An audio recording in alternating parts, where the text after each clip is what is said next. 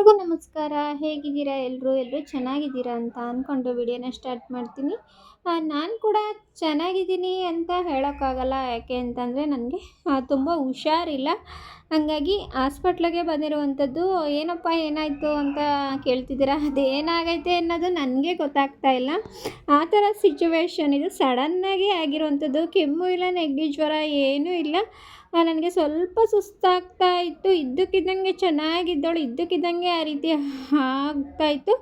ಹಾಗಾಗಿ ಹಾಸ್ಪಿಟ್ಲಿಗೆ ಬಂದಿದ್ದಕ್ಕೆ ಡಾಕ್ಟ್ರು ಬಿ ಪಿ ಮತ್ತು ಶುಗರೆಲ್ಲ ಚೆಕ್ ಮಾಡಿದ್ರು. ಶುಗರು ಲೋ ಆಗಿತ್ತು, ಬಿ ಪಿನೂ ಲೋ ಆಗಿತ್ತು, ತುಂಬಾ ಲೋ ಆಗಿತ್ತು. ಹಾಗಾಗಿ ಗ್ಲೂಕೋಸ್ ಹಾಕಬೇಕು ಅಂತ ಹೇಳಿದ್ರು. ನಾನು ಬೇಡ, ಇಂಜೆಕ್ಷನ್ ಹಾಕಿ ಅಂತ ಹೇಳಿದೆ. ಅವರು ಕೇಳಲಿಲ್ಲ. ಹಾಗೆ ನಮ್ಮ ಮನೆಯವ್ರಿಗೂ ಕೂಡ ಹೇಳಿದ್ರು. ನಮ್ಮ ಮನೆಯವ್ರು ಹಾಕಿ ಅಂತ ಹೇಳಿ ಹಾಕ್ಸಿರುವಂಥದ್ದು. ಹಾಗಾಗಿ ಗ್ಲೂಕೋಸ್ ಕೂಡ ಹಾಕಿಸ್ಕೊಂಡಿದ್ದೀನಿ. ಅದು ಮನುಷ್ಯನಿಗೆ ಯಾವಾಗ ಏನು ಹುಷಾರಿರೋ ಥರ ಆಗುತ್ತೆ ಏನು ಅನ್ನೋದೇ ಗೊತ್ತಾಗಲ್ಲ. ಏಕೆಂತಂದರೆ ಇದು ಸಡನ್ನಾಗಿ ಬಂದಿರೋವಂಥದ್ದು. ನಾನು ಎಷ್ಟು ಚೆನ್ನಾಗಿ ಕೆಲಸ ಮುಗಿಸ್ಕೊಂಡು ಬಂದೆ. ಸ್ವಲ್ಪ ತಲೆ ಸುತ್ತಾ ಇರೋವಂಥದ್ದು. ಹಂಗೆ ಇದ್ದಕ್ಕಿದ್ದಂಗೆ ಈ ಥರ ಆಗ್ಬಿಡ್ತು ಸಡನ್ಲಿ. ಹಾಗಾಗಿ ಹಾಗೆಯೇ ನಮ್ಮ ಅಪ್ಪಂಗೂ ಕೂಡ ತುಂಬಾ ಹುಷಾರಿರಲಿಲ್ಲ ಒಂದು 15 ಡೇಸಿಂದನೂ. ಹಾಗೂ ಹಂಗಾಗಿ ತುಂಬ ಬೇಜಾರು ಕೂಡ ಆಗ್ತಿತ್ತು. ಅಪ್ಪಂಗೂ ಕೂಡ ಹಾಸ್ಪಿಟ್ಲಿಗೆ ತೋರಿಸ್ಕೊಂಡು ಅದನ್ನು ವಿಡಿಯೋನ ಮಾಡೋಕ್ಕಾಗಿಲ್ಲ. ಯಾಕೆ ಅಂತಂದರೆ ಆ ಸಿಚುವೇಶನ್ ಆ ಥರ ಇರಲಿಲ್ಲ. ಈಗೂ ಆ ಥರ ಮಾಡಬೇಕು ಅಂತ ಏನಿಲ್ಲ, ಆದರೂ ಕೂಡ ಮಾಡಿದ್ದೀನಿ. ತುಂಬ ಸುಸ್ತಾಗ್ತಿತ್ತು, ಆದರೂ ಕೂಡ ಮಾಡಬೇಕು ಅನ್ನಿಸ್ತು. ಹಂಗಾಗಿ ನನ್ನ ಕೈಲಾದಷ್ಟು ವಿಡಿಯೋನ ಮಾಡಿದ್ದೀನಿ.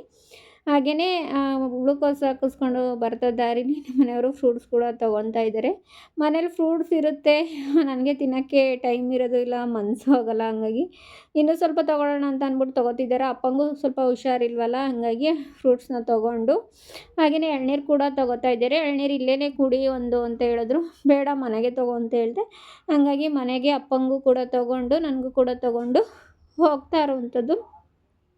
ಹಾಗೆಯೇ ಅಪ್ಪ ತುಂಬಾ ಹುಷಾರಿಲ್ಲ. ಹಂಗಾಗಿ ಅಪ್ಪ ಮಲ್ಕೊಂಡಿದ್ದಾಗ ಸ್ವಲ್ಪ ಬೆಚ್ಚ ಬೀಳೋದು, ಸ್ವಲ್ಪ ಹೆದರ್ಕೊಳ್ಳೋದು, ಈ ರೀತಿ ಎಲ್ಲ ಮಾಡ್ತಾಯಿದ್ರು. ಹಾಗಾಗಿ ಮಸೀದಿನಲ್ಲಿ ಒಂದು ಯಂತ್ರನ ತೊಗೊಂಡೋಗೋಣ ಅಂತ ಬಂದಿದ್ವಿ. ಅಲ್ಲೂ ಕೂಡ ಯಂತ್ರನ ತೊಗೊಂಡು ಮನೆಗೆ ಹೋಗ್ತಾ ಇರೋವಂಥದ್ದು. ಅಪ್ಪನಿಗೆ ಯಂತ್ರನ ತೊಗೊಂಡೋಗಿ ಮನೇಲಿ ನಾವೇ ಕಟ್ಟುವಂಥದ್ದು. ಅಪ್ಪನಿಗೆ ಇಲ್ಲಿ ಕರ್ಕೊಂಬರೋಕ್ಕಾಗಿಲ್ಲ. ಹಾಗಾಗಿ ಅಪ್ಪನ ವಿಡಿಯೋ ಕೂಡ ಇಲ್ಲಿ ಮಾಡೋಕ್ಕೆ ಆಗ್ತಾಯಿಲ್ಲ. ಇವತ್ತಿನ ವಿಡಿಯೋ ಇದಾಗಿರುತ್ತೆ. ನನ್ನ ವಿಡಿಯೋ ಇಷ್ಟ ಆಗಿದ್ರೆ ದಯವಿಟ್ಟು ಲೈಕ್ ಮಾಡಿ, ಶೇರ್ ಮಾಡಿ, ಸಬ್ಸ್ಕ್ರೈಬ್ ಮಾಡಿ. Thank you. Take care. Good night. Bye.